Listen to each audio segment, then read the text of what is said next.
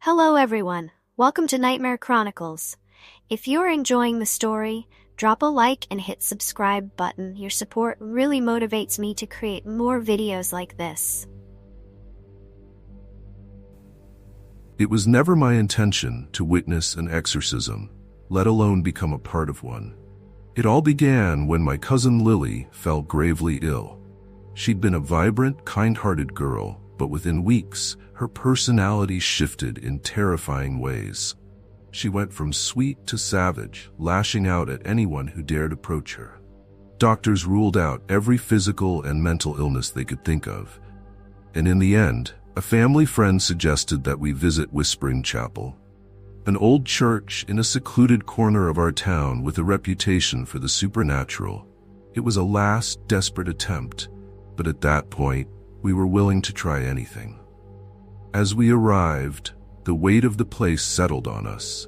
The air was thick, almost suffocating, and the chapel's interior, dimly lit with the faint glow of flickering candles, seemed to whisper secrets as the ancient stones pressed in around us. Father Abel, the priest with weary eyes, led us through a narrow corridor to the cold, dark room prepared for the ritual. His voice was steady, though a subtle tremor betrayed his apprehension.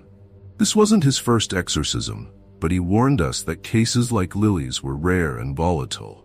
"You must stay strong," he whispered, his eyes locking onto mine. "What you're about to see, you may not be able to unsee it." My stomach twisted as he began the prayers, his voice low but firm, filling the room with a heavy sense of foreboding. Lily sat in the center, bound to a chair, her head hanging low as if in a deep trance. She appeared almost peaceful, until Father Abel's words seemed to awaken something dark inside her. Her eyes snapped open, and a guttural snarl escaped her lips, a sound that didn't belong in any human throat. Her face contorted, and her eyes glinted with an intelligence and malice that didn't belong to her. "I know you," she hissed, her voice layered with tones that made it sound like multiple beings speaking at once. My blood ran cold as she began revealing personal secrets about each of us in the room. Things only we would know. I could feel the walls closing in as Father Abel pressed on, his chants rising in volume, battling the vile words spilling from Lily's mouth. She laughed, a cruel, twisted sound that echoed off the stone walls, reverberating within my bones. Suddenly, her body convulsed, and the lights flickered. It was as if the very room was alive, responding to the dark force inside her. The battle between Father Abel and the thing possessing Lily was relentless. She cursed, screamed, and wept, her voice changing from an innocent whimper to a monstrous growl in seconds. At one point, her voice softened, and she cried out for her mother, pleading with such genuine desperation that I nearly ran to her. But Father Abel grabbed my arm, his grip firm. "It's not her," he warned, his eyes haunted. My hands shook as I realized how easily I'd been lured in, and I steeled myself, refusing to let whatever had taken hold of Lily gain any more ground. And then, something unimaginable happened. The room grew frigid, a bone-chilling cold that left frost forming on the walls. Shadows moved in the periphery, twisting and writhing as though alive. The candle flames stretched unnaturally long, casting distorted shapes across Lily's face, making her appear even more grotesque and otherworldly. Father Abel continued his prayers, beads of sweat on his forehead, but his voice was unwavering, his words now like weapons striking at the darkness. Lily's screams grew louder, her chair rattling as she fought against her restraints with an unnatural strength. It seemed like an eternity, but slowly, the demonic hold on Lily weakened. Her screams turned to sobs, her eyes rolling back as her body slumped, exhausted. I thought it was over, but Father Abel didn't let up. He continued praying, his voice filling the room with relentless intensity, until, with one final, bone-chilling scream, the entity left her. The temperature shifted back to normal and the light stopped flickering, but the silence that followed was more unnerving than any scream. Lily was limp, unconscious, but at peace. We rushed to her side, tears streaming down our faces, grateful to have her back. Father Abel slumped into a chair, looking older than ever, his hands shaking slightly. "It's done," he whispered, though his face remained grave. "But these things, they have a way of lingering." That night haunted me for years. The memories of her distorted face, the guttural voices, and the sense of something truly evil lurking just out of sight. And sometimes, even now in the dead of night, I still hear the faint whispers echoing from the walls, as if the chapel's dark secret isn't quite finished with me. I still can't believe what I witnessed that night. It was supposed to be a simple visit, a prayer for a sick friend. My old college roommate, Ben, had been acting strange, erratic even, and his family had been desperate. They'd tried everything, from therapy to medication, but nothing could stop his violent outbursts or the deep, unsettling voice that seemed to come from within him. I agreed to join them for support, though I wasn't sure what I could do. The drive to the old farmhouse where he was staying was filled with dread, and as I arrived, the sight of the place did little to ease my nerves. It was a creaky, isolated house that seemed to lean with age and despair, and even the air felt thick, weighed down by something unseen. Ben's mother greeted me with a tense smile, her eyes puffy from lack of sleep. "Thank you for coming," she whispered, as if afraid to speak too loudly. Then, she led me to a dimly lit room where a local priest, Father Adrian, was already waiting, preparing for the ritual. Ben was in the center of the room, restrained, his head hanging low, as if the very life had drained from him. He was barely recognizable, pale, with dark circles under his eyes and an expression that was both empty and menacing. The exorcism began slowly, with Father Adrian muttering ancient Latin prayers, his voice low but unwavering. At first, Ben sat there motionless, as if unaffected by the holy words filling the air. But then, without warning, he lifted his head and looked straight at me. His eyes were black, not just dark, but pure black, as if the color had swallowed any remnants of humanity left in him. A smile spread across his face, cold and twisted. "You think you can save him?" he sneered, his voice low and mocking, a voice that was not his own. "He belongs to us now." A chill ran down my spine as the temperature in the room plummeted, the cold sinking into my bones. Shadows seemed to stretch across the walls, moving as though alive, curling and twisting in unnatural shapes. Father Adrian's voice grew louder, each word striking like a hammer against the darkness that had overtaken Ben. He continued the ritual, beads of sweat forming on his forehead, but his resolve was unbreakable. As Father Adrian's words filled the room, Ben began to scream, a sound so raw, so full of anguish and rage that I instinctively took a step back. His body writhed, pulling against the restraints with an unnatural strength, the chair creaking as if about to break. Then, suddenly, he stilled, slumping forward as if exhausted. I thought it might be over, but then he began to laugh. It was a laugh filled with malice, hollow and endless, echoing off the walls. "You're weak," he taunted, his voice morphing into a deep, guttural growl that didn't belong to any human throat. The light from the single candle in the room flickered wildly, casting distorted shadows that seemed to shift and dance with malevolent intent. My heart pounded as I watched Ben's body jerk and twist in ways that defied all logic, his limbs bending at impossible angles, his face contorted in agony. Father Adrian's voice grew stronger, his prayers rising in a relentless cadence, pushing back against the dark force inside my friend. And then, just when it seemed the demon was weakening, Ben's head snapped back, his mouth opening in a silent scream and his eyes fixed on mine. "I know your secrets," he hissed, speaking directly to me now.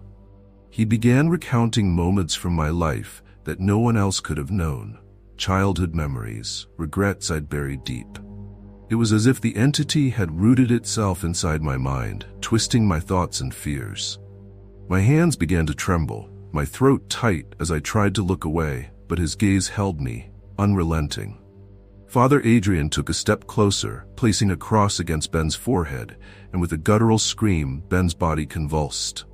The shadows recoiled, as if in pain, and a sudden deafening silence filled the room. Ben slumped forward, his breathing shallow but calm. It was over. Father Adrian looked at me, his eyes weary but relieved. "He'll need time to heal, but the worst has passed," he murmured, glancing at Ben's now peaceful face. But I couldn't shake the feeling of something watching me, something lingering. As I left the farmhouse, I swore I heard a faint whisper in the wind. A final taunt, promising that this wasn't the end. Even now, I sometimes wake in the middle of the night, cold sweat dripping down my back, convinced that whatever had taken hold of Ben was not entirely gone, and that one day it might return for me. It was supposed to be a regular trip to help out my friend Aaron, who had been acting strangely for weeks. He was always a bit of a skeptic, but something in him changed after visiting an abandoned house known for strange occurrences. He'd brush it off at first, calling it stress from work, but his texts became increasingly cryptic, his tone hostile.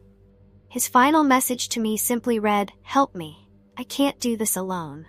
So, I packed up and drove to his family's cabin deep in the woods, determined to find out what was going on. I arrived late, the sun just slipping behind the trees, casting the place in eerie shadows.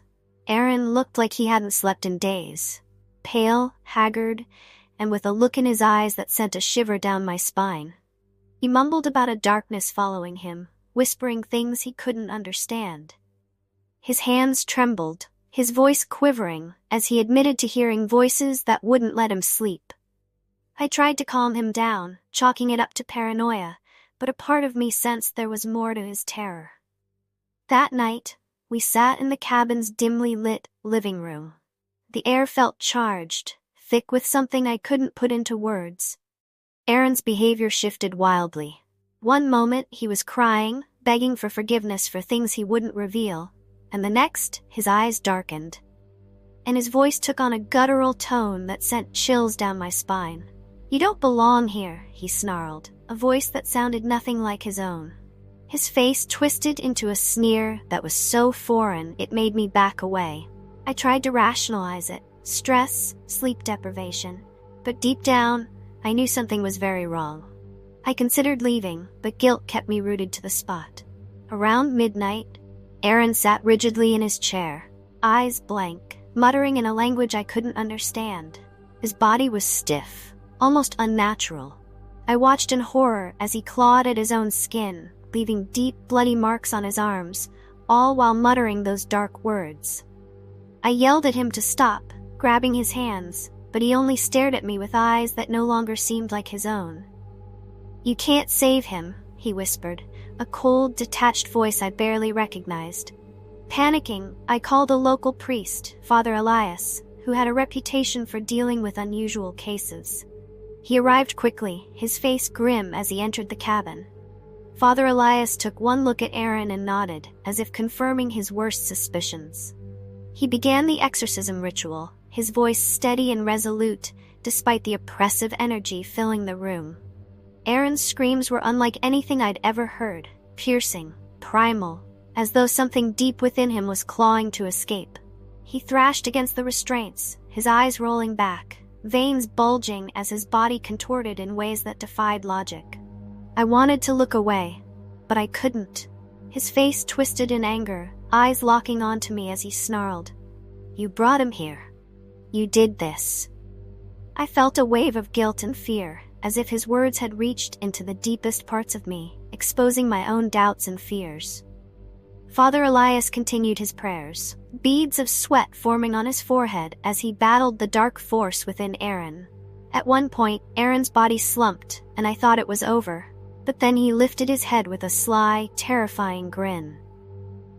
"This isn't over," he whispered, his voice a low growl, eyes gleaming with malice.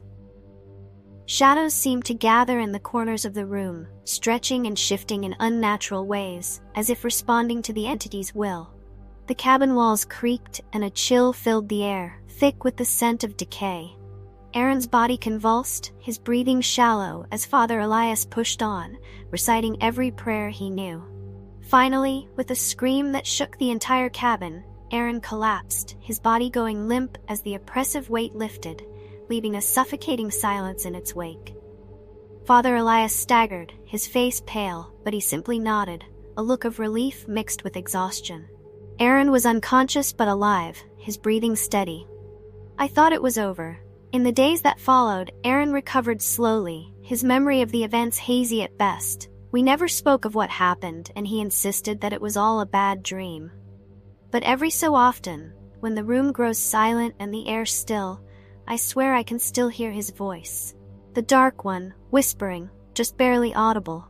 And when Aaron laughs, sometimes, just sometimes, there's a hint of that terrible grin lurking beneath. It started innocently enough. I was a seminary student, fresh out of university, with a head full of theories but little first-hand experience. When Father Collins, an older priest who was a family friend, invited me to assist him in a small exorcism, I was apprehensive but intrigued. He assured me it was a mild case. A young man named Evan from a nearby town was displaying unusual behavior, disturbing dreams, and a fierce aversion to holy symbols. Nothing more serious than a spiritual cleansing, he said, but he could use the help of an extra set of hands. When we arrived at St. Benedict's, an ancient church known for its crumbling walls and mysterious past, the air was heavy with silence, broken only by the occasional creak of the aging beams. Father Collins set up the room, laying out his tools, holy water, a crucifix, and his worn Bible. Evan was already seated, his face drawn and pale, as if he'd been drained of life. His eyes darted nervously, as though he could see something in the shadows that we couldn't. "It's okay, Evan," Father Collins murmured, placing a reassuring hand on his shoulder. "We're just here to help." As Father Collins began his prayer, Evan's demeanor shifted, his breathing grew labored, and he gripped the sides of his chair, knuckles turning white. At first, it seemed like nothing more than nervous energy, but then he let out a low, guttural laugh that echoed through the empty chapel. It was a sound no ordinary man should be able to make. Father Collins pressed on, his voice steady but with a subtle edge of urgency. Evan's laughter turned to snarls, his lips curling back to reveal clenched teeth. He jerked his head up, and his eyes were black as night, void of any light. "You shouldn't have come here," he growled, his voice layered, as if multiple voices were speaking through him. I felt a cold wave of terror wash over me, but I steadied myself, clutching the crucifix tighter. "You think you can save him?" The voice mocked, filling the air with a bitterness that seemed to seep into my skin. Evan's body contorted, his limbs twisting in unnatural ways, yet he remained seated, locked in the chair as if some invisible force was holding him in place. Father Collins continued his prayers, his words filling the space with a fragile hope, though I could see the strain in his face. Suddenly, Evan went still, his head tilted, listening to something we couldn't hear. The room grew colder, the temperature dropping so quickly I could see my breath cloud in the air. Father Collins faltered for a moment, glancing around, and I could see he sensed it too, an unexplainable presence watching us, lurking just beyond the veil of shadows. Without warning, Evan let out an ear-piercing scream, a sound that sent a shiver down my spine. He turned his gaze to me, his mouth curling into a cruel smile. "She knows about you," he said, his voice dripping with malice. I felt my pulse quicken. He began recounting things from my past, secrets I'd never told anyone, things I had buried deep, things I wished to forget. The words stung, each one cutting like a knife, and I could see Father Collins tense as he realized the demon was targeting me. "Stay focused," he whispered, as if sensing my resolve weakening. I clenched my fists, grounding myself, trying to ignore the memories the entity dredged up.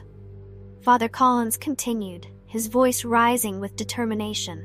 Evan's body thrashed, the chair rattling as he fought against the invisible bonds that kept him seated. His face twisted, his eyes rolling back until only the whites showed. The room vibrated with an unnatural energy, and the shadows along the walls seemed to stretch and pulse, taking on forms that defied explanation. I caught glimpses of faces in the dark, mouths open in silent screams, eyes hollow and staring. My heart raced as I tried to hold on to my faith, yet doubt clawed at my mind. Father Collins poured holy water on Evan, and he shrieked, the sound reverberating through the room as if the walls themselves were screaming. His skin sizzled where the water touched, and the stench of sulfur filled the air. The force inside him was relentless, pushing back against every word of scripture with venomous fury. And then, just as suddenly as it began, it stopped. Evan's body went limp, his breathing shallow, his face slack and pale. For a moment, we thought it was over, but then his eyes snapped open and he lunged forward, breaking free of his restraints with a strength that defied his thin frame. He reached for Father Collins, fingers like claws, and before I knew it, I'd leapt between them, holding the crucifix high. Evan froze, his gaze fixed on the cross, his face contorting with fear and hatred. Father Collins resumed his prayers, his voice unwavering, and I joined in, our voices filling the room in a desperate plea for mercy. Evan let out a final, heart-wrenching scream, his body convulsing violently before he collapsed to the ground, unmoving. We held our breath, waiting for any sign of life. Slowly he stirred, his eyes clearing, and the darkness that had gripped him seemed to lift. He looked up at us, confused but free, as if waking from a nightmare. We left St. Benedict's that night, the echoes of Evan's screams lingering in my mind, and though I tried to forget, I could still feel the shadows lurking, watching, as if whatever we had driven out hadn't truly gone, merely retreated, waiting for its next chance. The first time I set foot inside St. Matthew's Asylum, I knew there was something wrong with that place. The old, crumbling building had once been a hospital but had fallen into disuse, its walls now coated with layers of mold and memories of untold suffering. My job as a journalist was to report on strange events, and the case of the young woman, Anna, who was rumored to be possessed, was my latest assignment. Her family had tried everything, doctors, therapists, even alternative healers, and when all else failed, they'd turned to a priest from St. Matthew's who still performed exorcisms. They believed she was beyond saving and had been taken to the asylum, which, unbeknownst to the public, hid an underground chamber for such rites. I was permitted to observe under strict conditions, though I knew I was crossing lines of faith and horror I couldn't comprehend. When I saw Anna, she was tied to an old iron bed, her limbs bruised from struggling. Her skin was pale and stretched tight over her bones, her eyes hollow but burning with a light that felt like pure hatred. Father Raymond, the asylum's only resident priest, began his prayers, his voice resonating through the chamber, the words old and harsh, a language I didn't recognize. At first, nothing happened, and a sense of relief washed over me, but then Anna's eyes shot open, and her body arched, lifting her spine off the bed in an impossible angle. A cold wind filled the chamber, though there were no windows or vents, and the air smelled of something foul, something like burnt flesh. Her voice, if it was even hers, filled the room, accusing us, mocking us, calling out secrets that cut straight to the bone. Father Raymond's chanting grew louder, more desperate, but she only laughed, her eyes glowing a sickly yellow. The lights flickered, and for a terrifying moment, I saw a dark, shadowy figure looming behind her, whispering in her ear, its form twisting and writhing in ways that defied logic. When I looked back, the shadow was gone, but the damage was done. I knew something else was with us. Then, with a heart-stopping shriek, she broke free from her bonds, standing before us with a strength and fury no human should possess. Father Raymond rushed forward, his cross held high, but Anna, or the thing inside her, grabbed his wrist and threw him across the room with a single horrific motion. I felt the urge to run, but my feet were rooted to the floor, frozen in terror. She turned to me, her gaze boring into my soul, and for a brief second, I felt as if I could hear her thoughts, a cacophony of whispers that promised death and despair. Just as I felt I might collapse, Father Raymond, bloody and bruised, managed one final desperate prayer, and Anna fell to the floor, convulsing, screaming, until finally silence fell over the room. She lay motionless, breathing shallowly, and Father Raymond, though barely able to stand, whispered, "It's done." But I knew the shadow hadn't left. I could feel it watching, lurking just beyond the edge of darkness, waiting, as if marking me for something far worse than death.